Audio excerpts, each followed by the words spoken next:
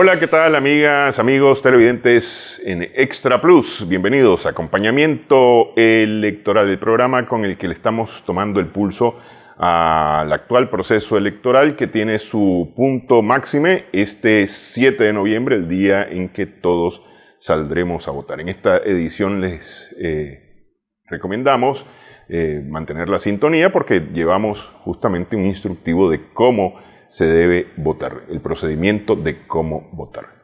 Vamos a arrancar el programa, tomando el pulso, tomándole la temperatura a la campaña electoral con termómetro electoral.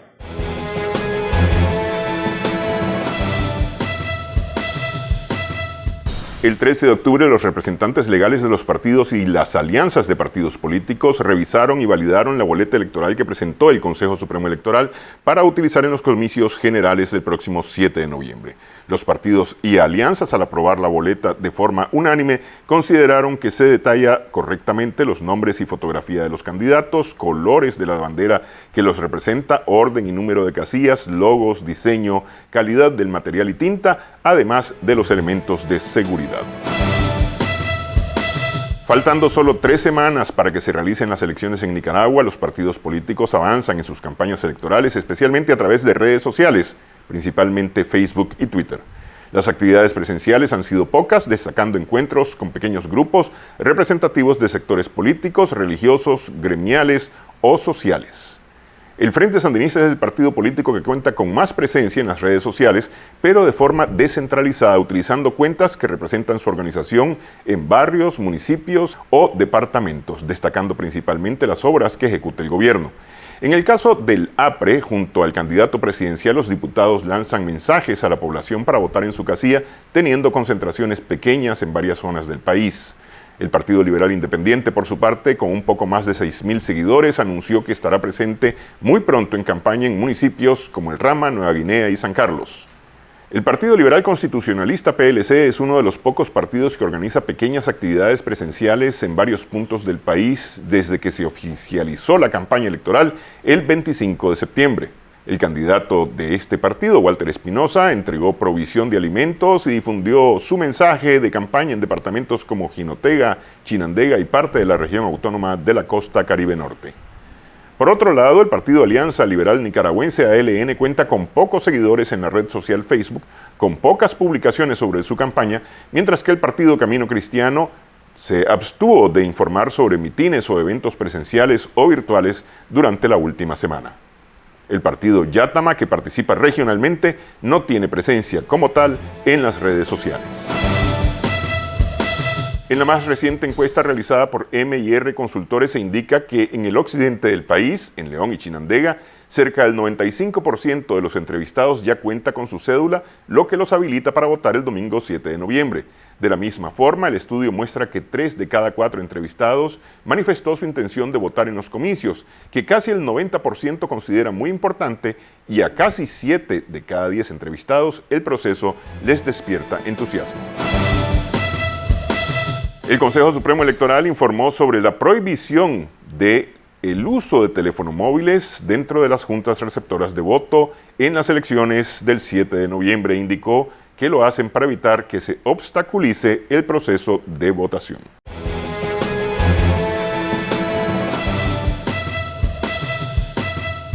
Es tiempo de hacer una primera pausa, pero al regresar vamos a conversar con Mauricio Orue, el candidato a la presidencia por el Partido Liberal Independiente.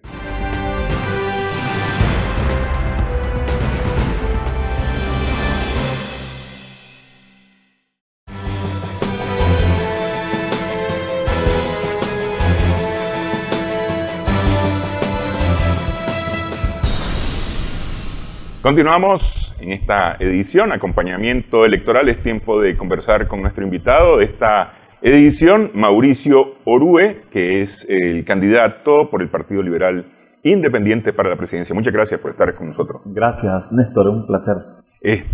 A ver, solamente doy algunos datos de los mismos que están publicados en las páginas del Partido Liberal Independiente. Mauricio es Matagalpino, actualmente es diputado, tiene 3 carreras: teología, psicología y derecho. pero además una maestría en educación, docente universitario por más de 15 años, padre de 3 hijos, todavía no es abuelo. Todavía no. Ok. ¿Por qué? Voy a empezar directo al grano. ¿Por qué votaríamos por un matagalpino? Tengo un programa de nación bien definido, muy claro, que no es nuevo en la intención de poder mejorar las condiciones de Nicaragua. Creo que Nicaragua se merece su desarrollo. Tenemos un país estratégicamente ubicado, con una población joven, con fuerza, con energía, con deseos de superación. Y hemos pasado grandes problemas que ya los conocemos y no tenemos que estarlos mencionando, ya los conocemos. Y se pueden mejorar o pueden dejar de ser esos problemas si tan solo nos disponemos a trabajar. Necesitamos algo esencial para comenzar, que es la paz social. Sin paz no podemos lograr nada. Ese es mi primer reto. Ok, me parece que esa es una de las, y de acuerdo a conversaciones con mucha gente, esa es una de las principales demandas, lograr estabilidad en el país, lograr resolver nuestros problemas de alguna manera para que podamos trabajar. Yo creo que el nicaragüense como tal es trabajador. El nicaragüense no le tiene miedo al trabajo ni le dice no al trabajo. Somos bandidos para otras cosas, pero cuando hay que trabajar, trabajamos. Y cuando hay que ponerse serios, somos serios. Sí. Pero en este momento,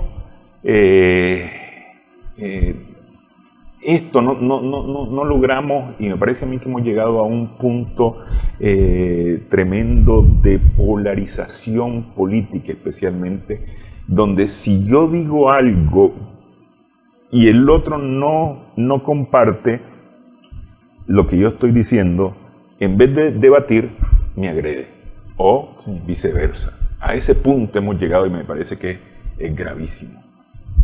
Porque los nicaragüenses somos amistosos, somos querendones, no somos pleitistas como tal, es decir, somos bravos, pero no somos eso, pues. Y me parece que la política nos está matando en ese sentido. ¿Qué planea hacer justamente para traer esa paz, esa estabilidad social, esa estabilidad política? Ok, lo que sucede es que se han radicalizado las posiciones de un sector y otro. Es decir, dos sectores con fuerza. Los sectores que se motivaron o se dijeron ser oposición con un cierto arrastre, y muy buen arrastre, y la posición oficial del gobierno. Entonces estos se enfrentaron y nos han llevado pues a una situación difícil. Pero ¿cuál es la salida? Porque ya conocemos el problema, pero ¿cuál es la salida? Lo he dicho en diferentes ocasiones. Lo que tenemos que hacer es sentarnos en un diálogo abierto donde haya un consenso nacional. Y lo he repetido, lo hicieron los españoles en la Moncloa, lo hicieron los venezolanos en los 70 con aquel acuerdo de punto fijo, lo hicieron los chilenos con la concertación famosa que llevó como resultado los gobiernos de Bachelet, de Frei, incluso hasta ahora con Piñera, que ha heredado pues esos 25 años de concertación, que ha desarrollado a Chile de una manera extraordinaria, como una de las primeras economías de América Latina, con 320.000 millones de dólares en su Producto Interno Bruto nominal. Interesante después de un país que estaba enredado, pues, atornillado en un proceso difícil en los tiempos de Pinochet, pero que ellos fueron inteligentes y dijeron, aquí la única salida para nosotros, pues como gente que ama a su país, es sentarnos y de poner posiciones que nos enfrentan y poder hablar. Y eso aquí en Nicaragua ya lo vivimos en el 89, con los acuerdos de Zapoá. Se sentaron las expresiones más radicales de la contrarrevolución y del Frente Sandinista. Y habían dicho que no se iban a sentar nunca, que se odiaban de manera terrible. Pero entendieron que había que hacer cambios por el bien de la nación y para despegar, para avanzar. Y se sentaron y logramos acuerdos significativos. Es decir, experiencia ya tenemos, cómo se logra la paz. Lo que hay que deponer es el orgullo, la prepotencia, la arrogancia. Y de aquí de todos. Yo no estoy señalando a alguien. Yo estoy diciendo todos, pues y nos incluimos nosotros. Porque somos actores. Y necesitamos sentarnos y decir, bueno, por el bien de la nación, por el bien de todos, ¿a qué acuerdo llegamos? Aquí están los problemas planteados. Estos son todos, no se puede quedar ninguno. Es más, ahí deben estar en esa mesa todas las fuerzas vivas, sin ninguna exclusión, porque todos somos nicaragüenses. Ahí debe de estar el Frente Sandinista, los liberales, los conservadores, debe de estar la Iglesia Católica, la Iglesia Evangélica, los empresarios, grupos estudiantiles, trabajadores, sindicalistas, es decir, algo verdaderamente incluyente, histórico, y llegar a un acuerdo. Nosotros le hemos llamado en el PLI un acuerdo de concertación nacional. Y está propuesto ahí en nuestro plan de gobierno, de manera clara, es el primer punto del plan de gobierno, porque sin eso no va a avanzar Nicaragua. Es de más que estemos hablando de desarrollo económico, de inversiones, de hacer hospitales, hacer carreteras. ¿Para qué queremos eso sin paz? Es más, no lo vamos a poder conseguir. ¿Quién va a venir a invertir a un país que está en gran enfrentamiento y conflicto? Los inversionistas quieren seguridad jurídica y nadie va a exponer su dinero para que ellos confíen en Nicaragua porque quieren invertir. Aquí ya vimos cómo venían desarrollándose las inversiones y yo me alegraba cuando leí en el Nuevo Diario, en la prensa, que a pesar de que tenían posiciones no de acuerdo totalmente al gobierno, pero reconocían el avance, pues no lo podíamos ocultar, ¿verdad? La empresa privada también estaba inmersa en eso, y se miraban las empresas que se estaban instalando. El Fondo Monetario Internacional estaba dando cifras positivas, que Nicaragua crecía arriba del 5%, igual que República Dominicana y Panamá. Eran los tres países de América Latina con mejor comportamiento en su desarrollo económico. De tal suerte que nos estábamos ubicando hacia el desarrollo. Pero lamentablemente pues se dieron todos esos conflictos que nos han llevado a este atraso. Pero que no está perdido todo.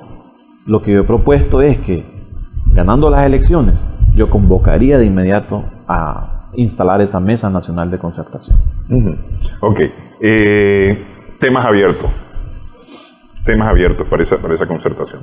Sí, temas abiertos. La misma mesa va a ir recogiendo cuáles son los temas más sensibles, que se va a discutir primero, cómo se va a resolver. Es decir, ya la forma serán los actores los que dirán cómo se va a conversar eso. Ok, yo tengo un tema. Vamos a hacer la pausa primero y regresamos en breve. Estamos conversando con el candidato del Partido Liberal Independiente PLI, Mauricio Orue.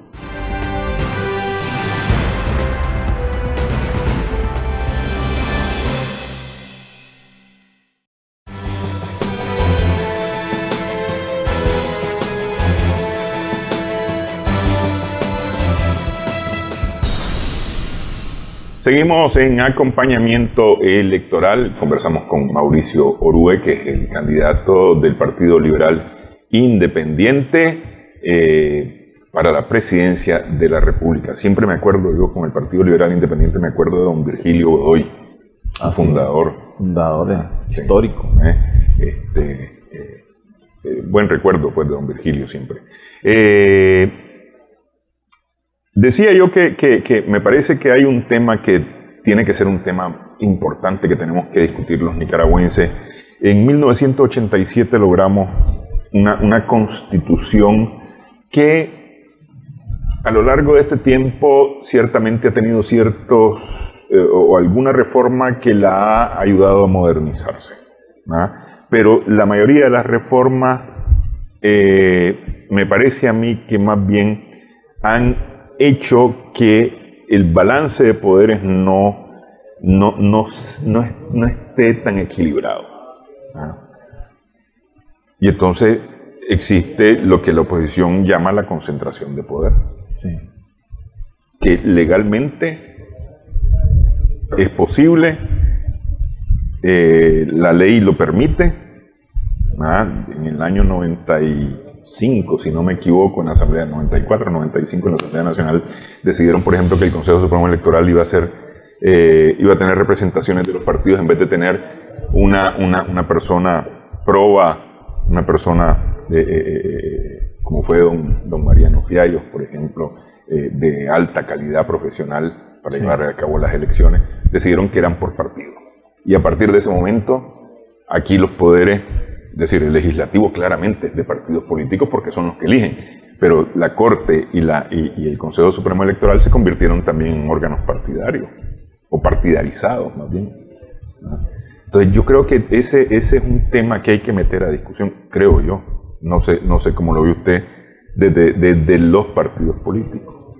Creo que es el factor fundamental, porque es lo que hemos pedido todos.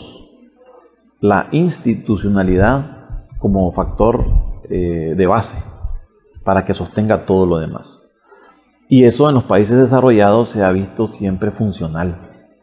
Donde hay instituciones fuertes, donde se respeta la independencia de esos poderes y se logra detener cualquier pretensión, no solo del gobernante, sino de cualquier funcionario público, inmediatamente la ley lo rige, lo detiene. Esa es la discusión que hay en El Salvador ahora, que muchos sienten que la institucionalidad comienza a debilitarse, de alguna manera por el poder popular, ¿verdad?, que tiene el presidente, pero que muchos lo ven como un peligro, que podría antojársele, bueno, tengo todo el poder, controlo todo, pues puedo hacer como yo quiero. Sí, ya quitó una llave por el tema de la reelección, por ejemplo. Eso se ve bueno y me favorece, entonces voy a continuar.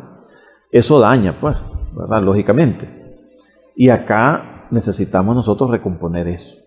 ¿Cómo se va a hacer? Bueno, y de igual forma volvemos a lo mismo. Nosotros no tenemos la llave, la tienen los nicaragüenses representados en esa cantidad de personajes, de personalidades inmersas en la vida nacional, porque cada sector va a proponer desde su propia perspectiva y en una única, que es la de ser nicaragüense, ¿verdad? Que los empresarios tienen sus intereses, la Iglesia Católica tiene sus intereses, aunque se diga que están predicando nada más la palabra de Dios, sabemos que no es así. Es una institución social también que tiene intereses.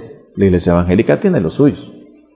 De igual manera los partidos políticos tenemos los nuestros. Entonces cada uno pensando en el país y en el bienestar colectivo, haciendo que se respete para que todo el que asuma la presidencia, que asuma una magistratura, que asuma cualquier cargo de elección popular, se sujete a la ley. Eso hace que un país brille, porque todo va a funcionar de acuerdo a los intereses de la nación. Sí.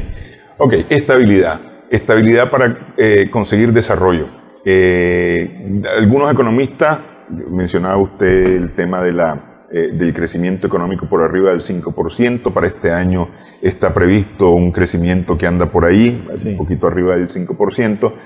Algunos economistas dicen que eso no es suficiente para terminar de salir con fuerza a la pobreza y lograr desarrollo. ¿Cómo nos encaminamos a eso? Logrando el consenso nacional, que eso va a estar de cara al mundo. ¿Ve? Nicaragua logró vencer su dificultad. Se pusieron de acuerdo todos. Entonces, los que tienen el poder económico para invertir, se van a animar para venir. Porque hay que reconocer algo. Nosotros no tenemos suficiente dinero y recursos como para decir, bueno, vamos a invertir este dinero que lo tenía guardado porque no sabía cómo iban a manejarse las cosas, lo voy a sacar y vamos a... Eso no es posible. Quizá algunos, pero eso no es lo que va a sacar adelante al país. Tiene que ser una inversión extranjera fuerte, directa.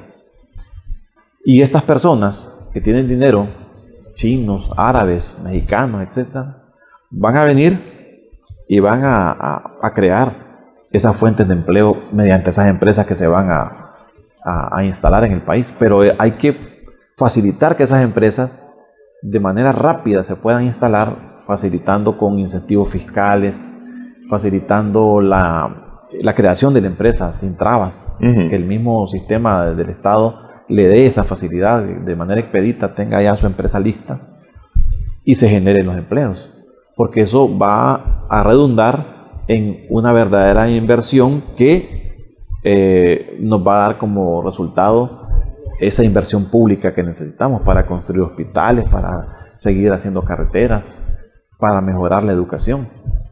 Pero eso es necesario que se dé inmediatamente, que nos pongamos de acuerdo en un consenso nacional.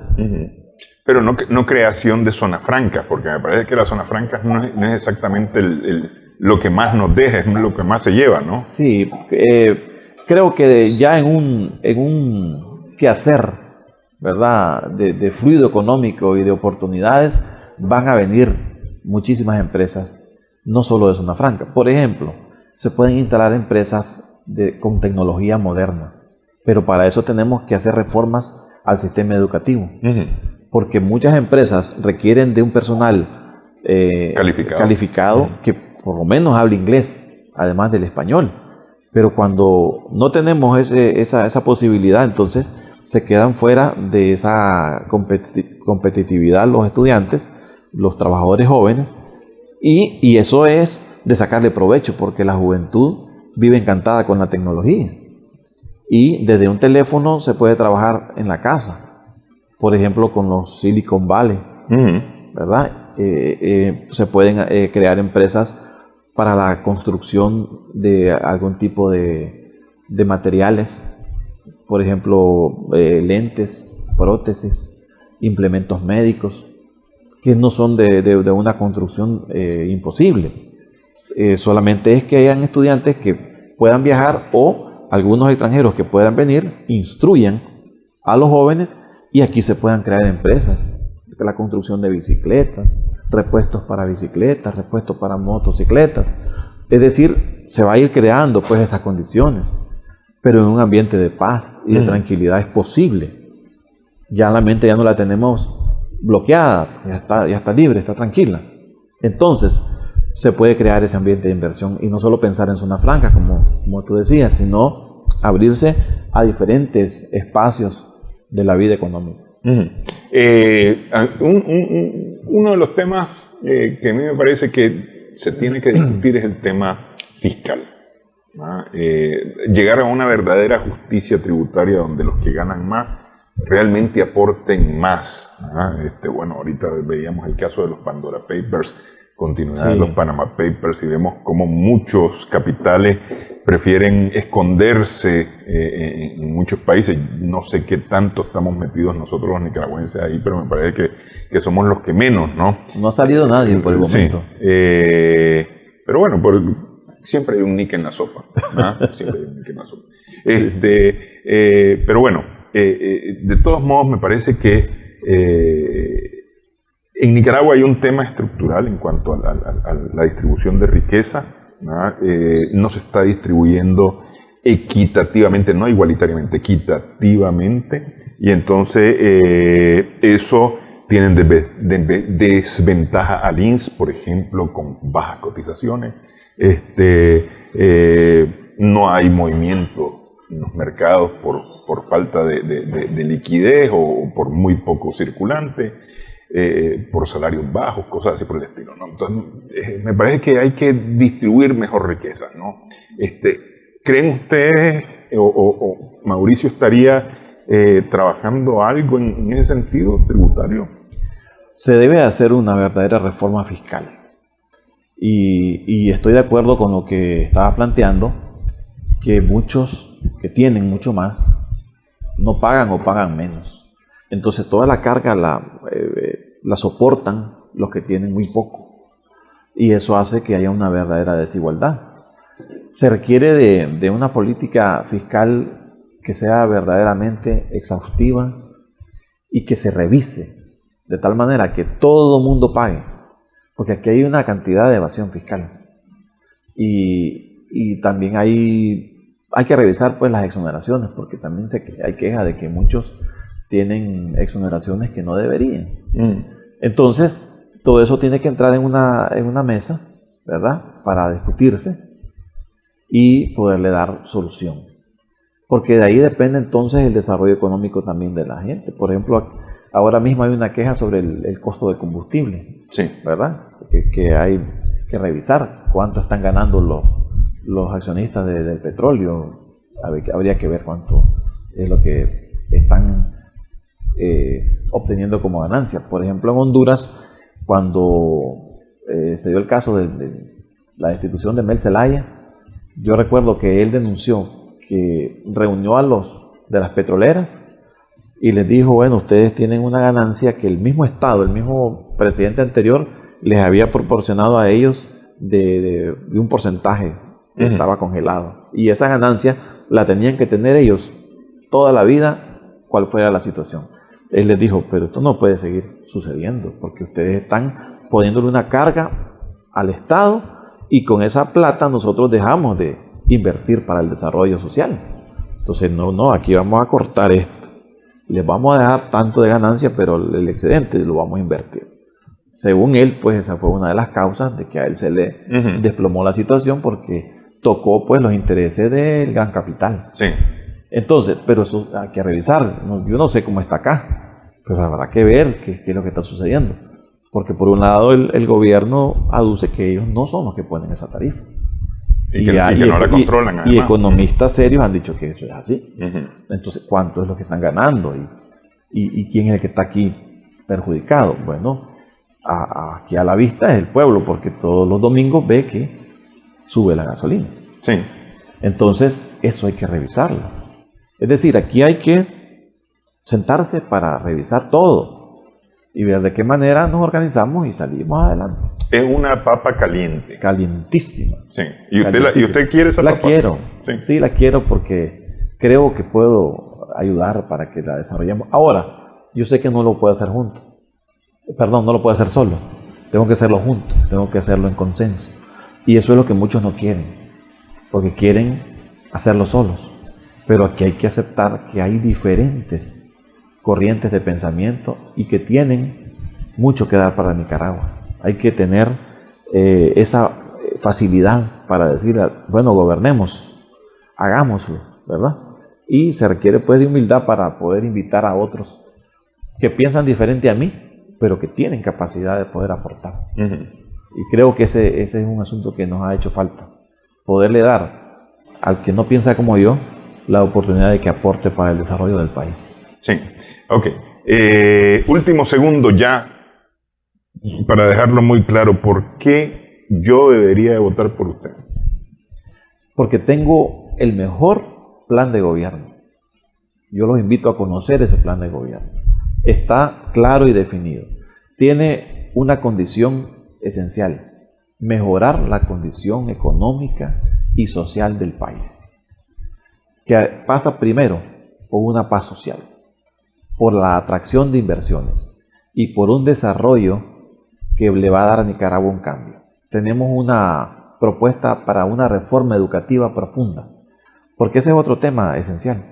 Si no cambiamos la matriz educativa, también vamos a seguir con tropiezos.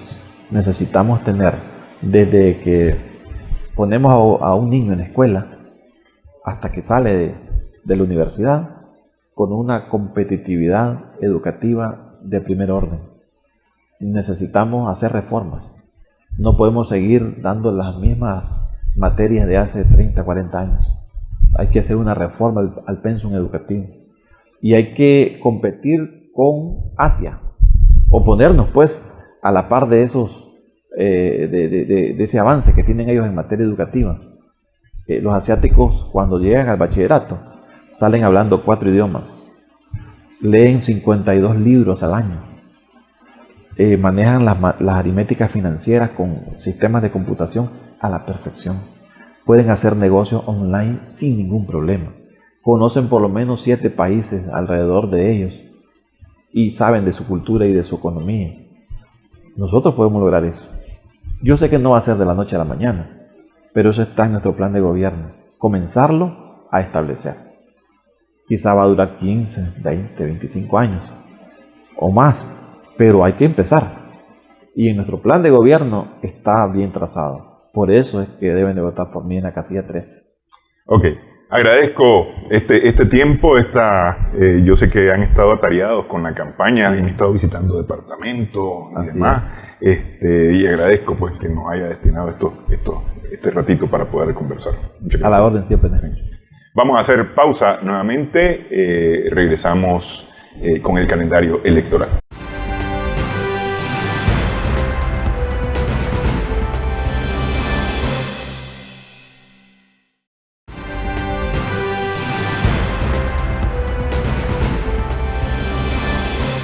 Continuamos en esta edición, acompañamiento electoral en Extra Plus. Conocemos ahora las principales actividades, o más bien las actividades que, de acuerdo al calendario electoral, se han venido desarrollando especialmente por parte del Poder Electoral.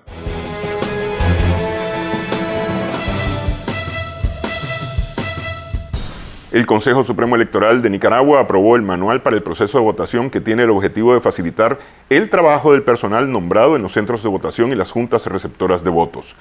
Se trata de una guía detallada de las funciones y procedimientos técnicos que regirán el antes, durante y después del día de la votación. Asimismo, describe el uso apropiado de los documentos y recursos para el ejercicio del sufragio y demás actividades relacionadas con ello.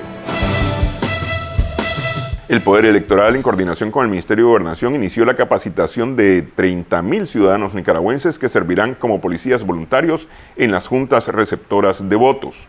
Además, este 14 de octubre fueron nombradas las 80.754 personas que integrarán las juntas receptoras de voto. Su toma de posesión está programada para el 31 de octubre.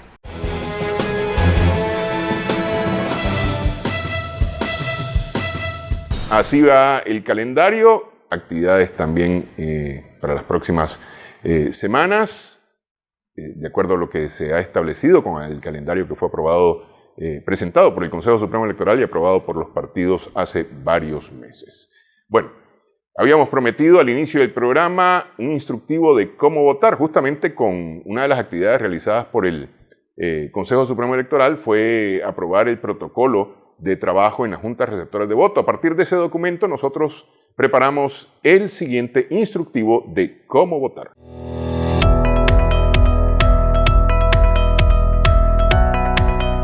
El 7 de noviembre elegimos a la fórmula presidencial, a los diputados nacionales y a los departamentales y a los diputados al Parlamento Centroamericano.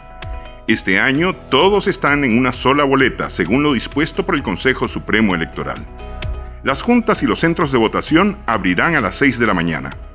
Al llegar a tu centro de votación y junta receptora de votos, que podés comprobar con antelación a través de la web, ubica tu junta en las listas que deberán estar colocadas en un lugar visible, ya sea que te verificaste en julio o reportaste cambio de domicilio.